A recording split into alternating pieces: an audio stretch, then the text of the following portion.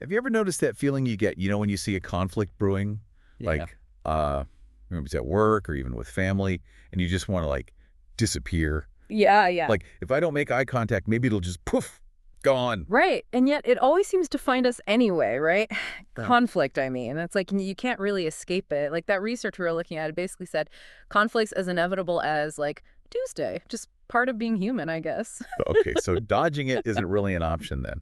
But this deep dive, it's all about, equipping ourselves to actually handle those conflicts better. Yeah. Whether it's at the office, at home, wherever. Exactly. And it's not that we're trying to become like conflict-free gurus or anything. Let's face it, that's not realistic. Okay, good luck with that. The article actually uses the term conflict competent, which I really like. It's about like building up the skills to navigate these disagreements in a way that's actually productive. Conflict confident. Okay, I'm writing that down. Love it. Yeah. So how does the article suggest, like, the first steps to actually leveling up those skills? Well, I think the first step's probably the biggest one.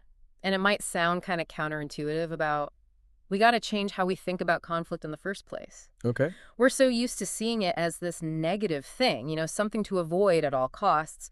But what if we tried to look at it as an opportunity? An opportunity. I got to be honest, that's not exactly my go-to reaction when someone disagrees with me. I hear you. It's not the most natural response, right? Yeah. But the article makes this really fascinating point. It talks about how throughout history, conflict has often been this like catalyst for progress, big or small. I mean, think about the civil rights movement, for example. Yeah. Obviously, a time of immense conflict, but also a major turning point in our history, right? It sparked necessary change. Wow. When you put it like that, okay, so it's less about pretending conflict doesn't exist, more about, like, working with it, using it to actually get somewhere better. Exactly. And it doesn't have to be some huge societal shift either. It can be something as, every day as a team debate at work that ends up sparking this breakthrough idea.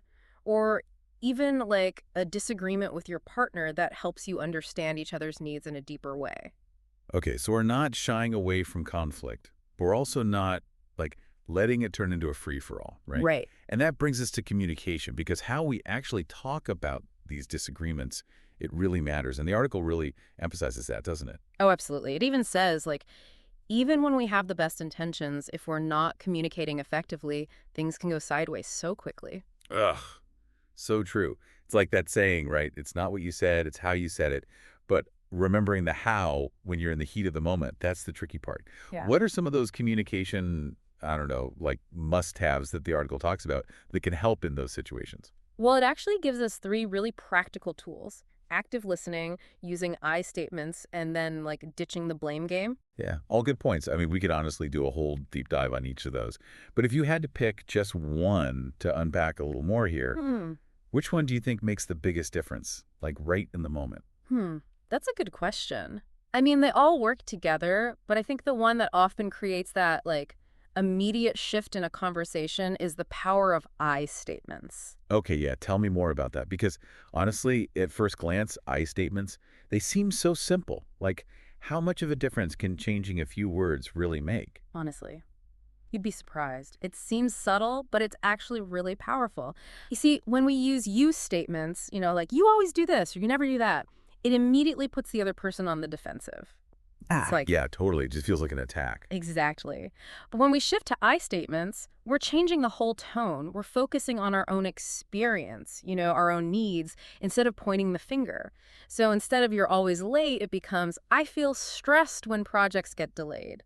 Right, yeah. It's not about ignoring the issue. It's just approaching it in a way that's, what's the word, more likely to get somewhere. Exactly. And it's not just anecdotal either. The article mentions this study, right? Teams that used I statements and active listening, they had a 25% higher project success rate. So it's not just touchy-feely stuff. It gets real results. Wow, 25%. That's huge. Sure. Okay, so we're communicating more effectively. That's a good start. But let's be real. Conflict often comes with, like, a whole side of intense emotions, right? And sometimes those emotions can just hijack even the most well-intentioned conversation. How does the article suggest we deal with that? It's funny, isn't it? We talk about communication like it's this purely logical thing. Like if you just plug in the right words, boom, problem solved. It gets some kind of equation. Exactly. But like we've been saying, conflict is rarely just about logic, right? There's always this emotional layer. And speaking of the article, It really highlights just how important it is to, like, manage those emotions effectively, especially in the heat of the moment. Couldn't agree more. I mean, let's be real. We've all been there, right? About to fire off that email or send that text that you just know you'll regret later. Oh, tell me about it. The article actually calls this self-soothing, which I kind of love. It's basically like hitting the pause button on your emotions, before you say or do something you regret. Okay, self-soothing. So it's like hitting Xtrl plus Z Uh-huh. on your worst impulses before they hit send on your life. I like it. What does that actually look like, though? Like, practically speaking, what are some, like, go-to self-soothing techniques?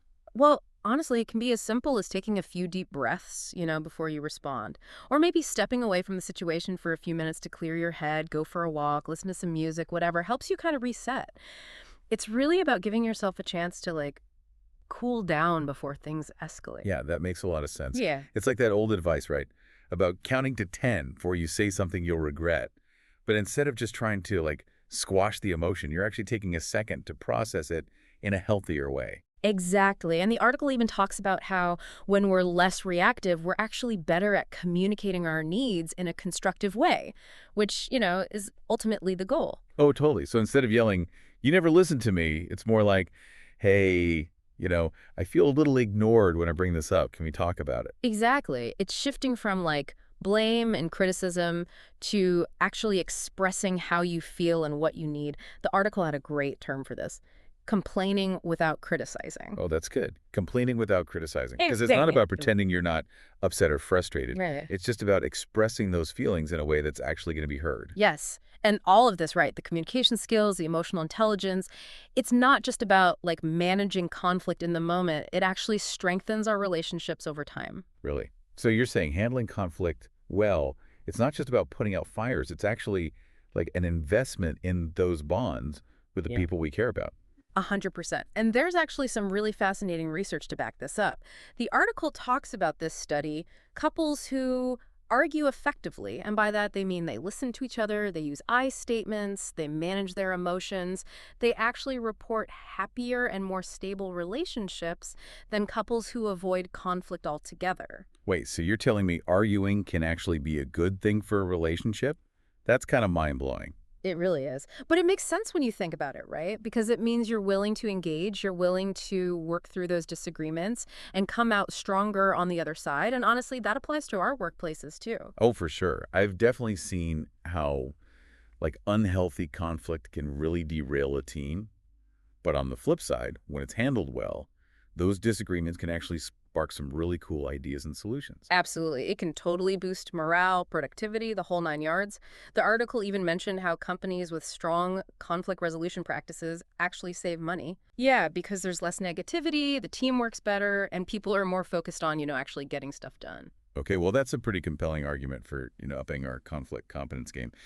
So for our listener who's now, like, fired up and ready to put all this into practice, what are some of the key takeaways from the article? What can they start doing, like, today? Well, there are so many good tips in here, but one that I thought was really useful was this idea of actually establishing ground rules before you even start a difficult conversation. Oh, interesting. Ground rules. Like, So for example, you might agree to like not interrupt each other, Mm. or to use respectful language even when you're disagreeing, or to really focus on like understanding the other person's perspective instead of just trying to, defend your own. it's like creating a safe space for dialogue, right? Yeah. Where everyone feels heard and respected, even if you don't see eye to eye on everything. Exactly. It's about shifting the whole dynamic from me versus you to us versus the problem. Oh, that is such a good point. It's not about winning or losing, right?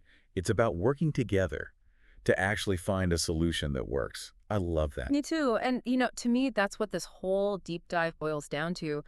Really, it's about changing our relationship with conflict Yeah. because it's not the enemy, it's an opportunity for growth, for connection, for creating more fulfilling relationships, both personally and professionally. So well said. And to our listeners, we hope this deep dive has given you some valuable tools and a fresh perspective on how to navigate those inevitable disagreements that, let's face it, life throws at all of us. Remember, conflict doesn't have to be a battle. It can actually be a bridge to stronger relationships and ultimately a more fulfilling life.